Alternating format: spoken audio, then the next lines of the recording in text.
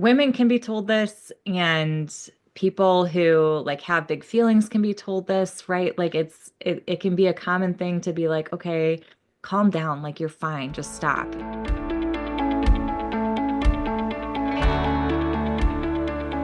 Hi, my name is Katie, and I'm with my co-host Ashley, and we are Therate. We are not therapy, but we are a good time, and we're going to dive into specific songs on Taylor's Midnight's album from the perspective of the song's being a client. There are some specific phrase in the song Antihero that, as I kind of give my take on that song, I'll be referencing. So I'm going to highlight what those are. These lyrics are It's me, hi, I'm the problem, it's me. At tea time, everybody agrees. I have this dream that my daughter in law kills me for the money. She thinks I left them in the will. When my depression works the graveyard shift, all of the people I've ghosted stand there in the room. I should not be left to my own devices. They come with prices and vices. I'll stare directly at the sun, but never in the mirror. I get older, but never wiser. Ashley, what are your phrases?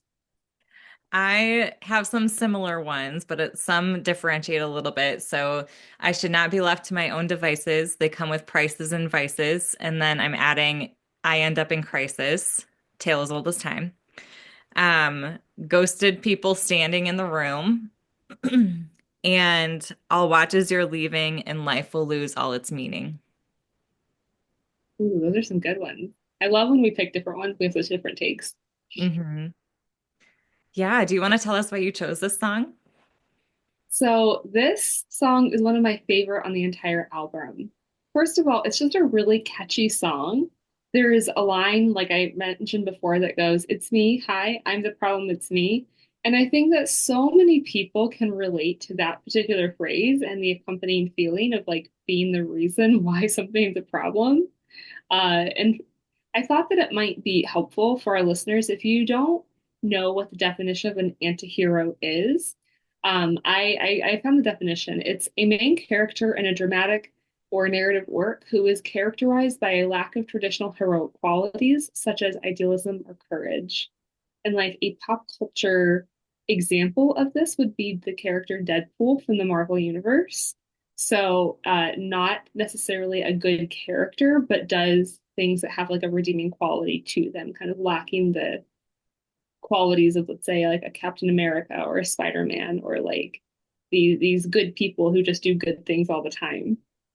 I really love how this song portrays insecurities around the various parts of yourself, like the antihero, the darker side of ourselves.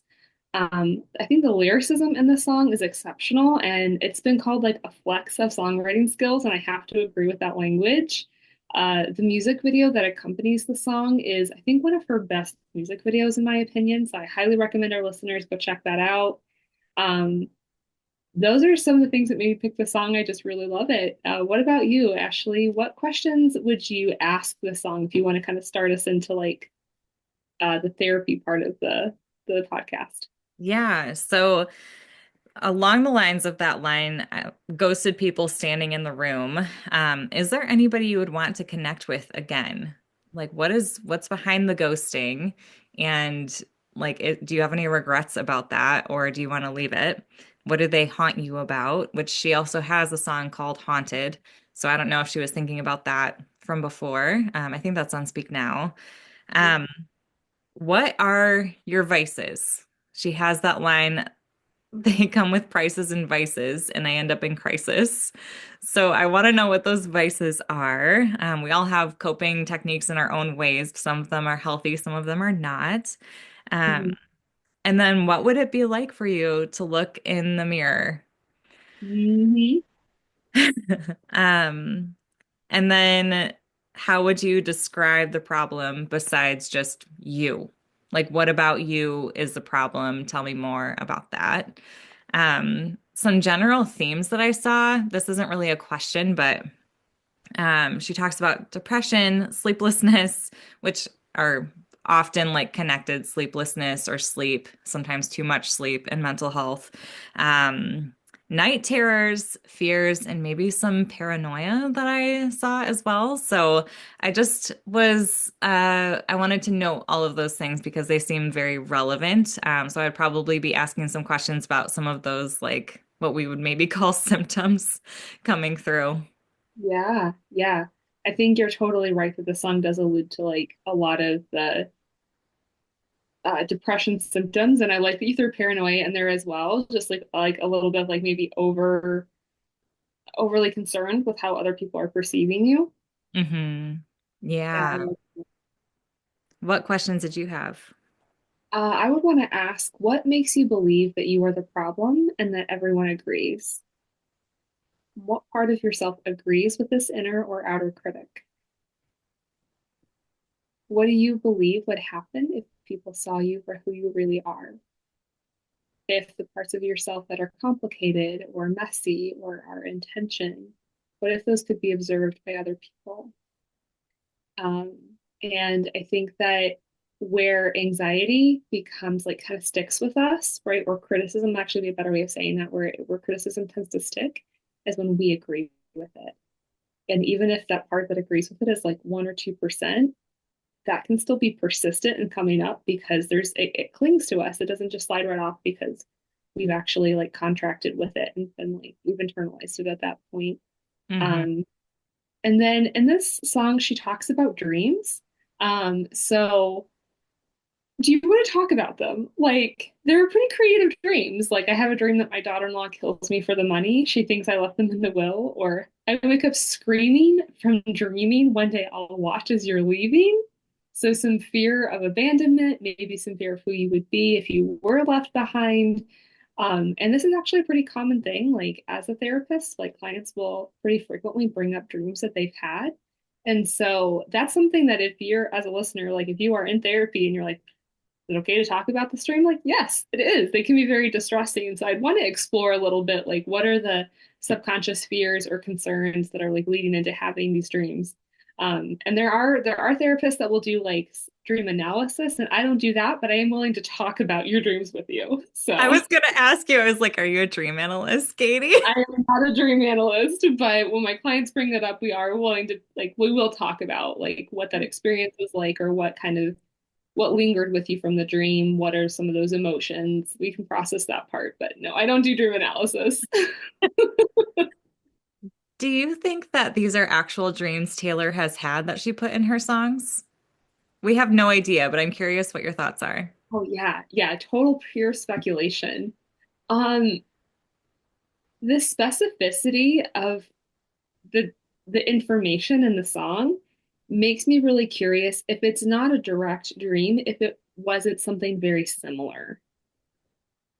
Like my daughter-in-law kills me for the money. And then like in the music video, there's this whole like scene, like that's a major component of the music video. And then like 13 cents are left to her cats or something. Like it's just like or like 13 cents are left to the family and then like the rest of the fortune is left to her cats. Like that honestly just feels too bizarre to be completely made up. So I I wouldn't be surprised. I don't know if it's like a literal, like 100% scene for scene from a dream, but if the inspiration feels, truth is stranger than fiction. Like it feels like one of those to me. How about you, Ashley? Yeah, I've never really thought about it until now, but I think it's possible. There's a couple of things like all the people that I've ghosted standing in the room when I'm like sleepless in the middle of the night. Like I I don't think that Taylor's hallucinating, but but I do think that like I mean those things can happen where you have dreams about like regrets that you have or people Mhm. that you miss or like when you're grieving sometimes that can happen. So I Yeah. wouldn't be surprised if these were Yeah. at least the general themes that she's dreaming about.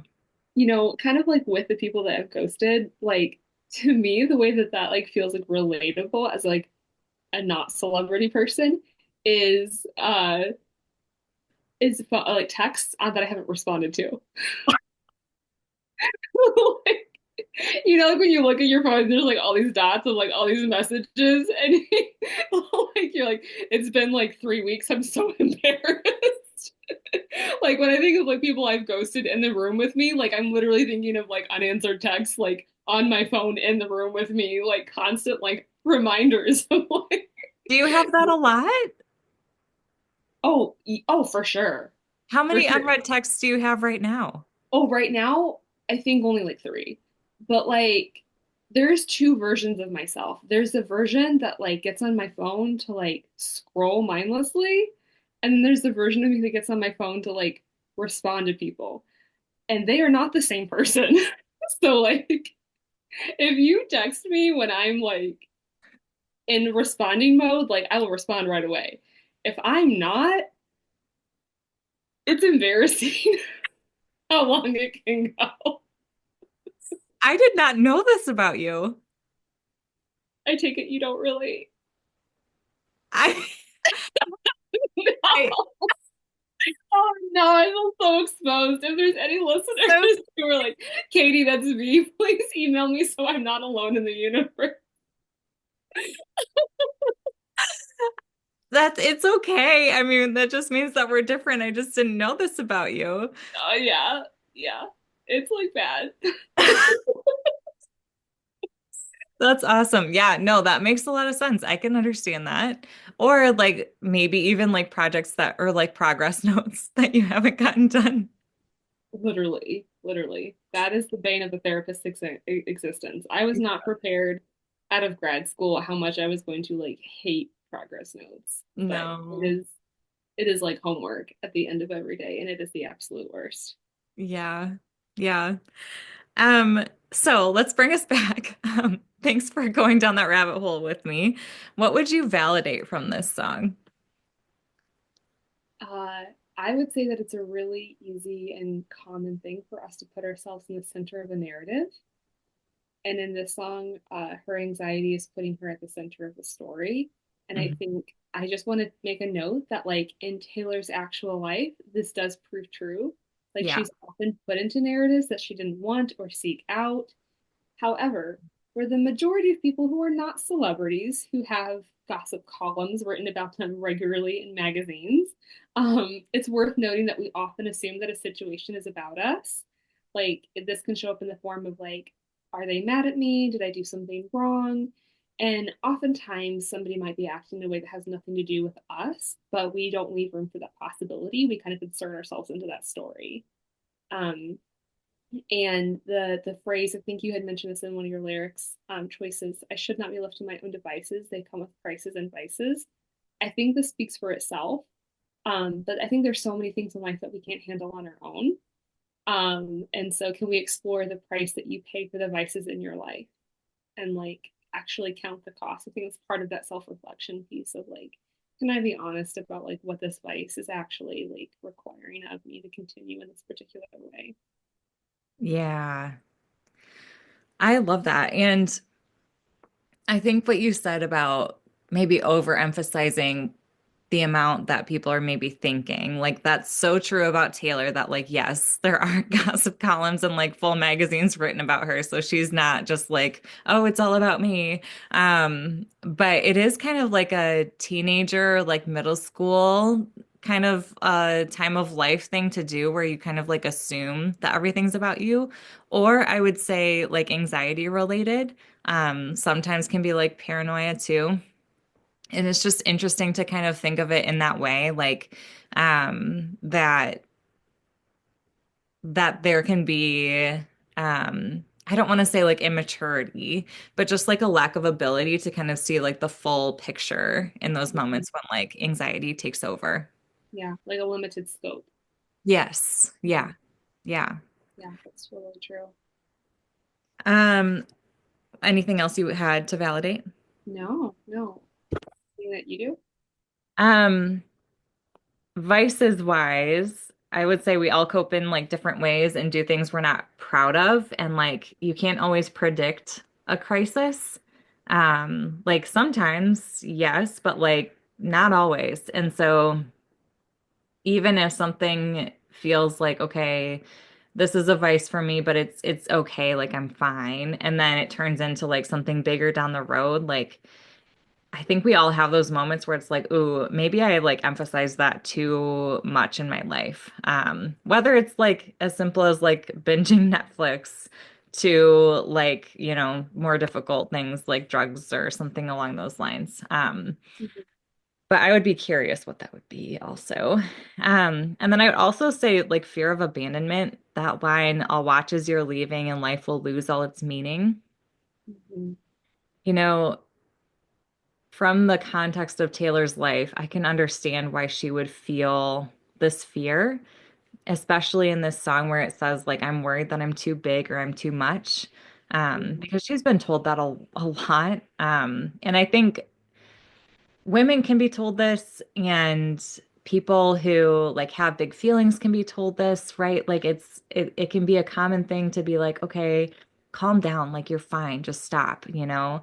And and so when you're feeling too big for somebody else, it can feel like, okay, am I going to be so big that they can't handle me anymore? Mhm. Um, so I wanted to kind of name that. Yeah. And then also the feeling that everybody is talking about you and hates you. And Mhm. then not only are they doing that, but like just the thought of like tea time, like Yeah. I know there's like that phrase like spill the tea, like gossip about it, but there's also this idea that comes to my mind of like literally going to like a high tea and like people just Mm-hmm. like sitting around like they're better than you and just talking, about how great they are and how not great you are. Um, Hmm. like almost celebrating it in that line. So I I mean if that's happening, that would be incredibly difficult to get over. And very like shaming. So, Wow. Yeah. Yeah. So maybe we'll get into this in the recommendations piece, I guess, but like I am curious like what you would say to somebody who's like actually experiencing that or somebody who's like fears or anticipates that happening to them mhm. or believes it. Maybe I can't prove it, but I'm pretty sure this happened, which is sometimes oftentimes can be the case is where we like fill in a story of like, oh, this must have happened based off of this evidence that I have. Yeah, I mean, we can talk about that really quick now if you want to. Like, I Yeah. think it it's not something that is easy to get over or handle. Like, you don't have a lot of options. You can't force somebody to stop doing something, right? Like, you don't have control over their actions. So, like, you can do some like boundaries. You can do some things where like maybe you overshared and now you learned like they're not safe people to talk to. Maybe there's like a confrontation that needs to happen or some sort of like reconciliation. But ultimately, like there isn't really a way to make them stop. So I think just like self-care and boundaries. I don't know. Does anything come to your mind? Yeah, yeah. I think like in the same vein of what you're sharing, this idea of coming back to yourself is like what came up for me. Mhm. That like there can be this like vulnerability that's really uncomfortable, like, oh, I wish I hadn't shared that, or like, I did actually hear somebody say something about me, or I did hear somebody make a remark, and I feel like that's about me because of something I did.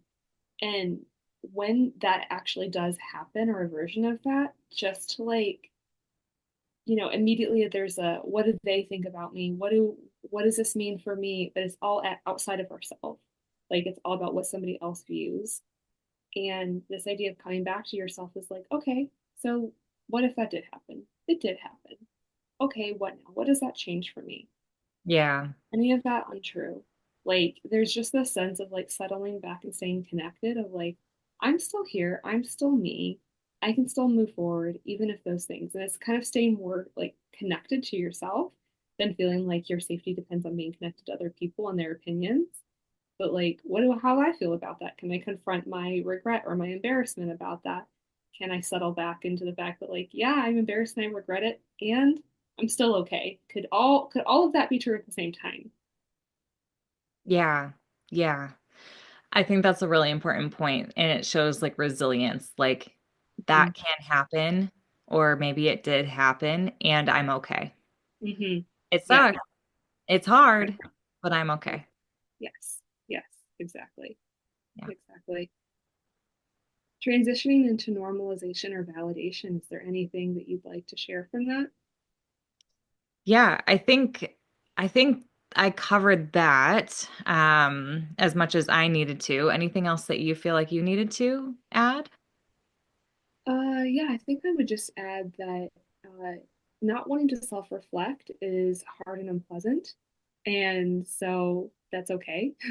And Yeah. confronting our shame and our fears is one of the hardest and yet most rewarding work that we can do because it enables us to take back our lives from a driving force that like shame that pushes us into like these narrow emotional spaces. So Yeah. Yeah. Thanks for bringing that up. Anything you would challenge in this song? yeah, I would like to push back on the idea that you're too much or that others are the sexy baby, quote unquote, and you're the monster on the hill. Yeah. So I think this is like a validation of like, yeah, the feeling can be real, and is that actually true? And again, with a caveat to like Taylor's actual life, like that her fame is larger than any of the people that she's around. She is one of the most recognized people on the planet, and so um, but again, for like if this were a client who was not a celebrity, it would just be this idea that like how much of that is a perception that you hold on to, maybe things that you've internalized that other people have said or communicated to you in some way, but now hold you back. And I would also challenge the phrase like, I'll stare directly at the sun, but never in the mirror. And that's a really powerful phrase, this idea that I would blind myself before confronting myself, like painfully blind yourself, right? And so, what steps can you and do you need to take in order to self reflect honestly and fully? Because I think it is possible, but you might need some support in that. How do you give yourself that support? Yeah. Yeah. I love that. I love when you summarize that stuff. Like her lyrics are so good, but then you summarize it and it's like, oh, I didn't think about it like that. Like finding yourself instead of like so good. Some things that came to mind for me are wondering if there's like any exceptions to people you think might leave or hate you. Like, is there anybody that you do have a secure relationship with that like you're confident that even if they didn't like something that you did, would they talk to you about it and you would be okay at the end? Like, are we overemphasizing the amount of people that are doing Mhm. this? Like, is it one small group that maybe mean a lot to you that you wish wouldn't do that, but like there's 20 other people that are totally behind you 100%, you know? Um, so there's that piece. And then I said, like, don't, okay, don't take this the wrong way. It could be misconstrued, but don't overemphasize your issues. Hey, say Um, more. Could you like where's your thought process with that? Yeah. Are there times you're doing well? Like are there times that you're like I never look in the mirror. Like is that true? Because you wrote a whole song Yeah, about how like you're self-reflecting, right? Like yeah, and obviously like I don't know. There's these moments of like one small thing can happen and we can assume that like everything has always been like that. yeah, You know? And like I'm totally here for those moments. Like I totally get how it feels that way. But are there exceptions even within yourself of like, okay, you're right, I'm not doing as bad as I thought. yeah, yeah, Um, yeah, those were the two things I would challenge. What would you recommend? yeah. I would recommend um, that self-reflection is central to making any sort of positive change, and the way and the time that we do that matters. So, for example, this whole Midnight's album is kind of from the perspective of reflecting in the middle of the night. Um, and that tends to be a time when a lot of like the emotional demons, quote unquote, come out when they're the most powerful. It's also oftentimes when we are the most emotionally raw and maybe the most open with ourselves is kind of in the night, like or even that phrase, the dark night of the soul. right? And so I would encourage you to not only practice self-reflection in the middle of the night, but also during the day when things are a little bit less scary. Um, even like the location of like, are you doing this like in a room or outside? Are you doing this in the daylight or are you doing this in the dark? Are you doing this with trusted people? And that would be another recommendation, would be like double check what you're saying and feeling with people that you trust, to give you honest perspective. Maybe people that aren't going to flatter you, but are going to lovingly speak the truth to you and not hold back, but they're not going to be cruel about it and they're not going to cut you down, but they're going to speak that life into you because they love you. Oh, those are so good. Thank you. Any recommendations that you provide? Um, yes, I had an idea of doing some sort of mirror exercise where, and like, I don't know if I would do this with this person like in session if they were up for it or like have them do it as homework, but I think it would be interesting for them to literally look in the mirror, and like say some like self-compassion or even just think it, like I don't get too weird, right? But like, um, self-compassion or like affirmations or even just like truth or encouragement, um Mhm. and like allowing yourself to think like, okay, what could I be doing better? And when you find those things, knowing that like it's okay that there are things that you can grow in. um Mhm. like, yeah, maybe that is a growth area, but that's okay. um I would also want to do like some sort of like understanding of what the cycle is with the vices and crisis and all of these things. So, like, how can we break that idea of like, this is the only way that I can cope, if it's unhealthy and it is putting you into crisis, because we don't want people to live in crisis. Um, and then, is there like a healthy relationship or a healthy coping skill that we can kind of introduce or increase? Um, Also, want to talk about sleep hygiene, Yeah, let's get into it. how important sleep is, because it does seem to be connected that, like, if you get a good night's sleep, you're able to maybe process your emotions a little bit more regulated. Mhm. Um, and so I think it's important to keep an eye on your sleep habits and your routines so that you can, um, kind of have that rhythm of sleep to not be waking up in the middle of the night consistently like that. Obviously, there's like medical things that you can't always help, but if Right. it's simply related to like things that are coming to mind, like are there things that we can do to kind of set you up for success? Yeah, yeah, absolutely. And that's all like, within that realm of the sphere of control, right? And like sleep is one of those delicate things where you can, all you can do is just you can set up the right environment for it, but then sleep has to come.